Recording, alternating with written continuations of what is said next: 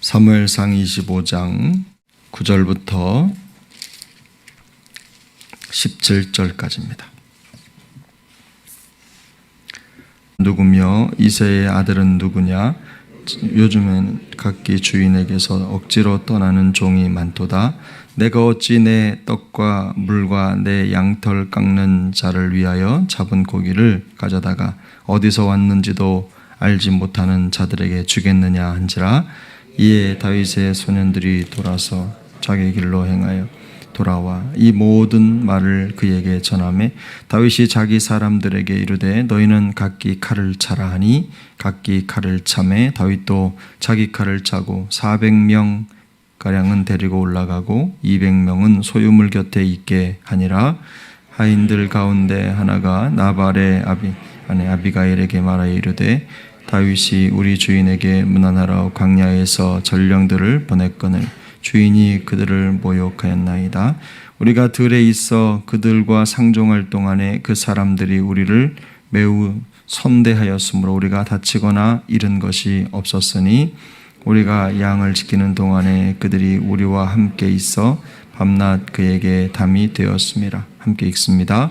그런즉 이제 당신은 어떻게 할지를 알아 생각하실지니 이는 다윗이 우리 주인과 주인의 온 집을 해하기로 결정하였음이니이다. 주인은 불량한 사람이라 더불어 말할 수 없나이다 하는지라. 아멘. 오늘 본문의 대목은 나발과 다윗의 관계가 악화된 내용을 다루고 있습니다. 다윗은 나발에게 거부였죠. 큰 부자였던 나발에게 자기를 도와줄 것에 대해서 요청을 했습니다. 물론 근거 없이 도움을 요청한 것이 아닙니다. 다윗이 그리고 함께하는 군사들이 나발과 그의 모든 소유를 지켜주는 역할을 감당했다는 것을 이제 25장에서 쭉 보여주는데 오늘 14절 이하에서도 이제 나발의 하인들이 다윗이 그들에게 어떤 역할을 해 주었는지를 자세하게 설명을 합니다. 물론 아비가일에게 설명을 하는 대목입니다. 그런데 나발은 그에 앞서서 다윗을 모욕합니다. 오늘 본문 10절에 보면 각기 주인에게서 억지로 떠나는 종이 많다라는 표현을 하는데 이것은 다윗을 두고 하는 말입니다. 그 지역이 사울이 다스리고 있는 지역이었기 때문에 여전히 왕은 사울입니다. 그런데 나발이 다윗을 사울에게서 억지로 떠난, 그러니까 탈영병처럼 얘기를 한 겁니다. 다윗은 이 말에 대해서 모욕감을 느꼈고 그 말을 듣고 난 다음에 이제 다윗이 자기의 병사들 400명의 칼을 채워서 이제 나발을 죽이려고 떠나가는 그런 과정이 있습니다. 14절 이하에 보면 하인들이 이제 나발의 아내 아비가일에게 이 모든 사실을 다급하게 알리게 되고 또 실제로 다윗이 그들의 담이 되었다 이렇게 고백을 합니다. 이 담이 되었다는 고백은 그들의 보호자가 되었다는 뜻입니다.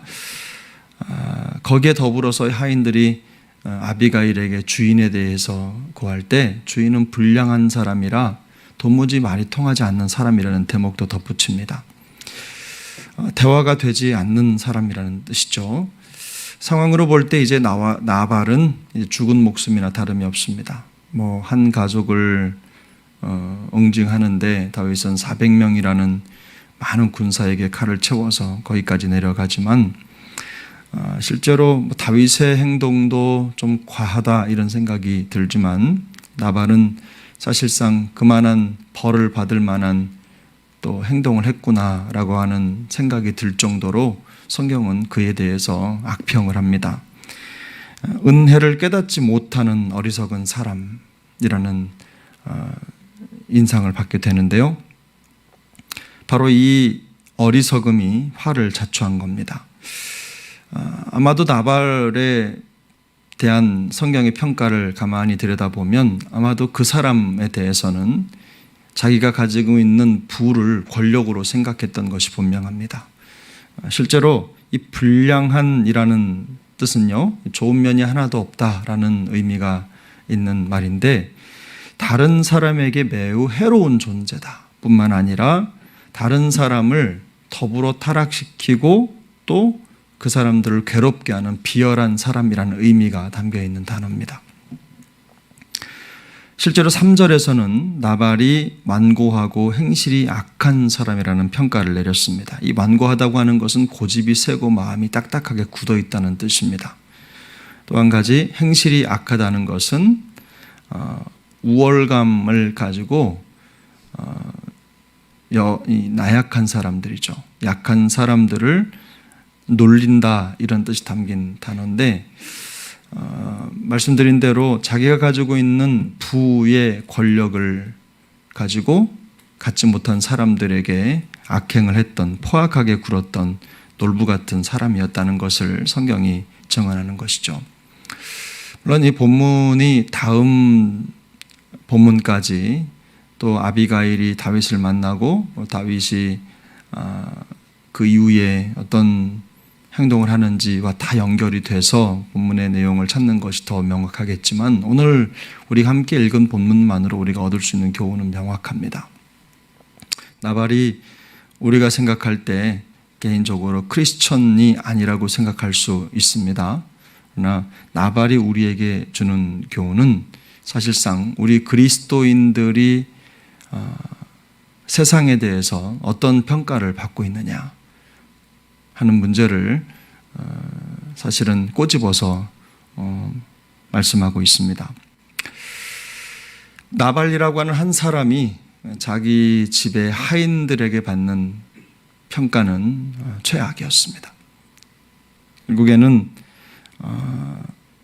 주인으로서, 가진 자로서 아래 사람들에게 본을 보이지 못한 겁니다. 요즘으로 말하면, 우리식으로 말하면 교회에 오래 다닌 직분자들이 이제 갓 교회에 등장한, 혹은 또 직분이 나보다 뭐라고 해야 되죠? 직분이 없는 분들에 대해서 믿음의 본을 보이지 못한다는 뜻입니다. 그래서 사도 바울은 데살로니가에서 보면 그 데살로니가 교인들을 칭찬할 때 이런 말을 합니다. 데살로니가전서 1장 6절에서 7절에 보면, 성령의 말씀을 받아 우리와 주를 본받는 자가 되어 믿음의 본이 되었다.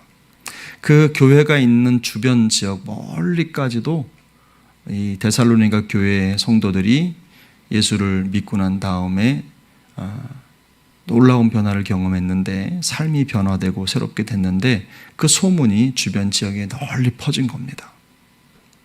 그래서 바울은 그 데살로니가 교회 성도들의 소식을 들으면서 매우 마음이 흡족했고, 그들에게 보내는 편지 속에서 그 성도들을 이렇게 칭찬하는 내용을 담아서 보냈습니다.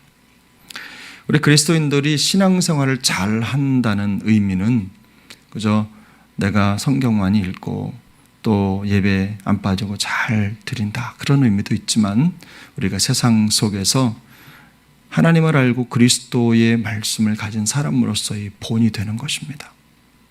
주님이 악독한 자들에게 십자가에게 죄를 뒤집어 씌움을 당하고 십자가에 달리셨지만, 그들은 예수님의 행동과 삶과 사역에 대해서는 말할 게 없었습니다. 그만큼 우리 그리스도인들에게 있어서 이런 삶이라고 하는 것은 세상 사람들에게는 지표입니다. 그렇게 돼야 된다는 거죠. 저는 이 나발의 모습을 가만히 들여다보면서 제가 언젠가도 말씀드렸던 기억이 나는데, 점묘화를 생각했습니다. 제가 중학교 때 학교 수업 시간에 펜촉에 잉크를 묻혀서 한 점씩 찍어서 고기를 그리는 미술 이렇게 숙제를 한 적이 있습니다. 얼마 동안 찍었는지 굉장히 오랫동안 하여튼 점만 찍어서 고기를 만드는데, 선을 긋는 게 아니라 점으로 선을 만들고 명암을 주고 고기의 형태를 만들어가는 겁니다. 아주 얇은 펜 끝으로. 점묘화라고 하는데, 우리 그리스도인들의 인생은 어쩌면 이런 점묘화가 아닐까, 이런 생각을 해봤습니다. 매일매일 우리에게 주어진 일상의 여정이 한 점처럼 우리 인생의 한 부분을 담당하는 것입니다. 하나님께서 우리를 부르시고 믿음으로 부르시고 구원의 은혜를 주시고 또 그리스도인으로 살아가도록 우리에게 사명을 주셨습니다. 부끄럽지 않은 모습으로 아름다운 일상의 점을 찍도록 부르신 것입니다. 우리가 살아가는 삶의 모든 자리에서 하나님 앞에서 이렇게 작은 점을 찍는 심정으로 하루하루 믿음의 점을, 또 성실한 성도의 점을, 또 행실의 점을, 또 그리스도의 사랑의 실천의 점을 열심히 찍어나가는 우리 모두가 됐으면 좋겠습니다. 그래서 주님이 원하시는 모습으로 그려져 가고 먼 훗날 우리 인생이 끝마칠 때쯤 되면 그 사람을 생각할 때 정말 하나님의 말씀 따라서 살려고 노력했던 사람이다, 이런 평가를 받을 수만 있다면 얼마나 좋겠습니까? 반대로 나발처럼 그는 참 불량한 사람이었어, 또 악하고 마음속에 이런 고집스럽고 행실이 악한 사람이었어, 이런 평가를 우리가 믿는 사람으로서 받는다면 그것만큼 하나님의 영광을 가려우는 삶이 없을 것입니다. 그래서 매일매일 하루하루의 삶의 여정에 우리의 입술과 마음의 생각과 삶의 모든 자리에서 이런 아름다운 신앙의 점을 찍어가는, 그래서 멋진 작품으로 세워져가는 우리 모두가 될 수 있기를 예수님의 이름으로 축복합니다. 기도하겠습니다. 은혜로우신 하나님 아버지, 감사합니다. 오늘도 우리에게 또 하루를 허락하시고 우리의 인생의 모든 여정에 부끄럽지 않은 하나님의 사람으로 세워져 갈 수 있는 기회를 허락해 주신 것을 감사합니다. 어제까지의 우리의 삶이 하나님 앞에 또 부르심에 합당하지 않은 그런 모습이었다면 하나님 회개의 은혜를 더해 주시고 오늘 주어진 삶의 여정에 아름다운 믿음의 일상을 그려가고 또 한 점을 찍어가는 멋진 삶이 될 수 있도록 우리를 불쌍히 여겨 주옵소서. 먼 훗날 우리 주님이 원하시는 그림으로 멋지게 드러나는 우리의 신앙 여정이 되도록 주님 인도하여 주옵소서. 세상에 대하여 믿는 자의 본을 보이는 우리 모두가 되도록 은혜 베풀어 주옵소서. 도우실 줄 믿고 존귀하신 예수님 이름으로 기도하옵나이다. 아멘. 하늘에 계신 우리 아버지여, 이름이 거룩히 여김을 받으시오며 나라가 임하시오며 뜻이 하늘에서 이루어진 것 같이 땅에서도 이루어지이다.